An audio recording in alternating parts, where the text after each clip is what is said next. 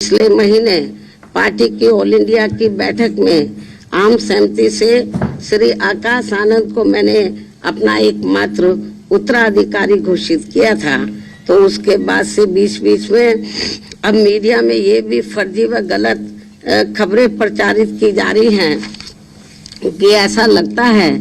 कि अब बीएसपी प्रमुख जल्दी ही राजनीति से संन्यास लेने वाली है, जिसमें रत्ती भर भी सच्चाई नहीं है। जबकि मेरी जिंदगी का आखिरी सांस भी पार्टी को मजबूत बनाने में ही लगा रहेगा। इस किस्म की फर्जी व गलत खबरों से भी पार्टी के लोगों को गुमराह नहीं होना है। और अब तो चुनावों में ईवीएम में अधिकांश धांधली व गड़बड़ी किए जाने की मिल रही खबरों से भी बीएसपी के लोग भी काफी ज्यादा दुखी व चिंतित भी हैं। हालांकि ऐसी स्थिति में ये व्यवस्था बाहरी देशों की तरह कभी भी यहाँ खत्म हो सकती है। ऐसे में अपनी पूरी ऊर्जा से पार्टी को मजबूत बनाने में लगे रहना है। अपनी पार्टी के लोगों को ऐसे में अपनी पूरी ऊर्जा से पार्टी को मजबूत बनाने में लगे रहना है। और यदि पार्टी के लोग इन सभी हालातों का मुकाबला करके अपनी पूरी ईमानदारी व निष्ठा से आगे बढ़ने की पहल करते हैं तो फिर हमारी पार्टी जरूर आगे बढ़ेगी। इसी भरोसे के साथ ही अब मैं अपने जन्मदिन के शुभ अवसर पर अपनी पार्टी व मूवमेंट के हित में हर वर्ष की तरह इस वर्ष भी मेरी लिखित पुस्तक मेरा संघर्ष में जीवन एवं बीएसपी मूवमेंट का सफरनामा के 19वें हिंदी एवं अंग्रेजी संस्करण का विमोचन भी करती हूँ। और ये पुस्तक खासकर वर्तमान युवा पीढ़ी व पार्टी में नए जुड़े लोगों के साथ साथ आगे आने वाली पीढ़ी के लिए भी उनका एक उज्जवल एवं बेहतरीन मार्गदर्शक बनने का काम करेगी, जिसे मैं हर वर्ष इस पुस्तक के जरिए आज के ही दिन अपने लोगों को ये खास तोहफा भी देती हूँ। और अब मैं इस अति महत्वपूर्ण पुस्तक का विमोचन करने से पहले पार्टी के लोगों से ये भी अनुरोध करती हूँ कि अब देश में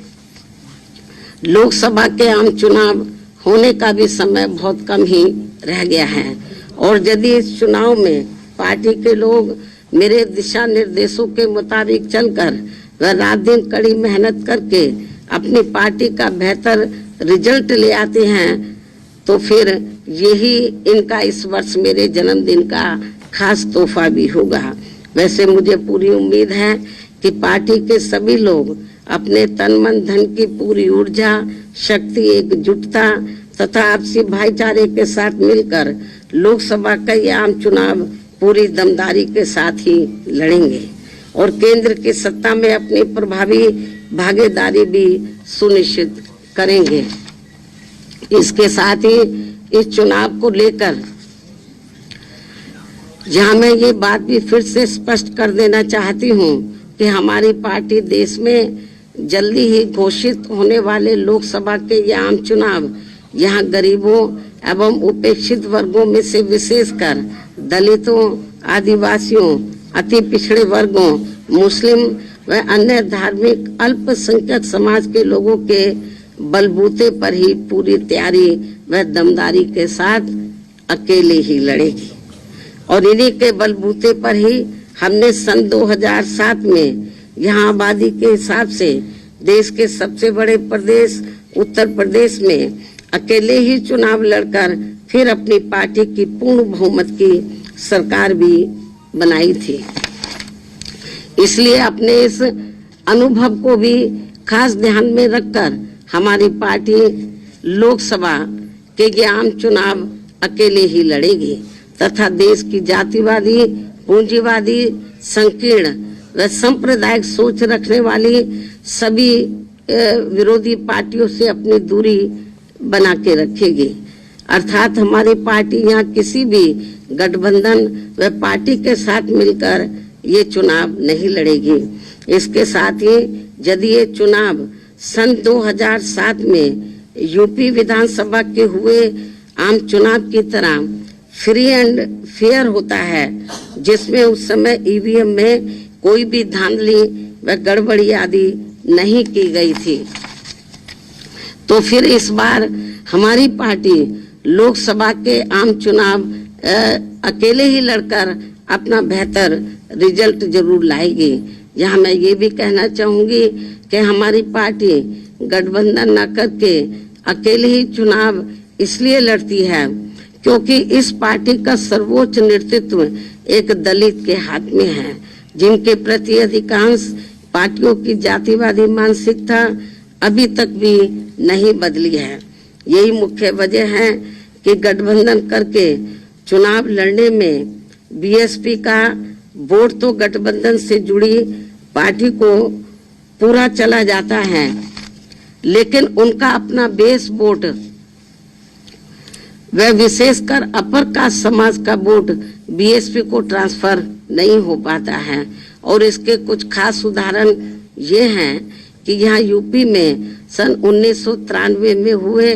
विधानसभा के आम चुनाव सपा से गठबंधन करके लड़ने से बीएसपी की केवल 67 सीटें ही जीत कर आई थी, जबकि सपा को इसका ज्यादा लाभ पहुंचा था। उसके बाद सन 1996 में बीएसपी ने यूपी में हुए विधानसभा का आम चुनाव कांग्रेस पार्टी से गठबंधन करके लड़ा था, जिसमें पार्टी की केवल 67 सीटें ही जीत कर आई थी और इस चुनाव में भी कांग्रेस पार्टी को ही ज्यादा फायदा हुआ था। तो तब फिर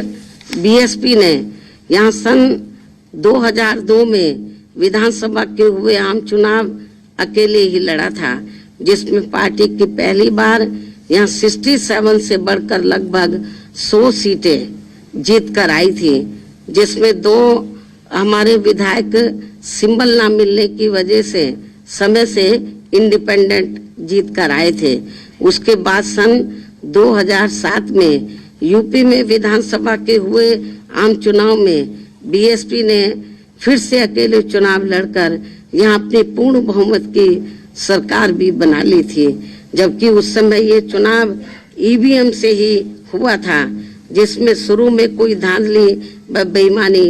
आदि नहीं हो पाई थी। साथ ही यहाँ लोकसभा आम चुनाव में व देश के अन्य राज्यों में भी अकेले चुनाव लड़कर खासकर वोट प्रतिशत के हिसाब से पार्टी की काफी अच्छी स्थिति रही है, लेकिन पिछले कुछ वर्षों से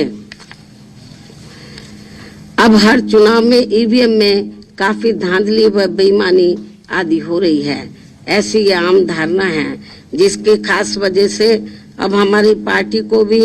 यूपी सहित पूरे देश में काफी कुछ नुकसान हो रहा है, जबकि इसके बावजूद भी हमारी पार्टी ये सोचकर देश में सभी चुनाव पूरी तैयारी व दमदारी के साथ लड़ती है कि पता नहीं कब ईवीएम में धांधली व बेईमानी आदि करने वालों का सिस्टम फेल हो जाए, तो तब फिर संबंधित चुनाव में सही रिजल्ट आ सकता है। हालांकि अब ईवीएम के विरोध में काफी आवाजें भी उठने लगी हैं। ऐसे में ये सिस्टम कभी भी खत्म हो सकता है या फिर इसमें कुछ परिवर्तन भी किए जा सकते हैं। इसलिए हमें पार्टी के जनाधार को बढ़ाते रहना बहुत जरूरी है। हमारी पार्टी के लोगों को अपनी पार्टी के जनाधार को बढ़ाते रहना बहुत जरूरी है। साथ ही गठबंधन को लेकर खासकर मैं गठबंधन के बारे में बताना चाहती हूँ। साथ ही गठबंधन को लेकर पार्टी का ये भी मानना है कि इस मामले में अभी तक का अधिकांश अनुभव यही रहा है कि गठबंधन करके चुनाव लड़ने से हमारी पार्टी को फायदा कम व नुकसान ज्यादा होता है तथा इससे पार्टी का वोट प्रतिशत भी कम हो जाता है और फिर बीएसपी से गठबंधन करने वाली पार्टी को पूरा फायदा पहुंच जाता है। यही मुख्य वजह है कि देश में अधिकांश पार्टियां बीएसपी से गठबंधन करके चुनाव लड़ना चाहती हैं, जबकि हमें बीएसपी के हित को भी देखना बहुत जरूरी है, जिसे मद्देनजर रखते हुए अब बीएसपी के लिए पार्टी व मूवमेंट के हित में अकेले ही चुनाव लड़ना ज्यादा बेहतर होगा। लेकिन अब किसी भी चुनाव के बाद हमारी पार्टी खासकर कमजोर एवं उपेक्षित वर्गों के हितों में केंद्र व राज्यों की सही बनी सरकारों में व उनकी जरूरत को ध्यान में रखकर अपनी उचित भागीदारी के आधार पर शामिल भी हो सकती है। लेकिन चुनाव मिलकर नहीं लड़ेगी। चुनाव के बाद का मैं आपको बता रही हूँ, क्योंकि ऐसे में अब पूर्व की तरह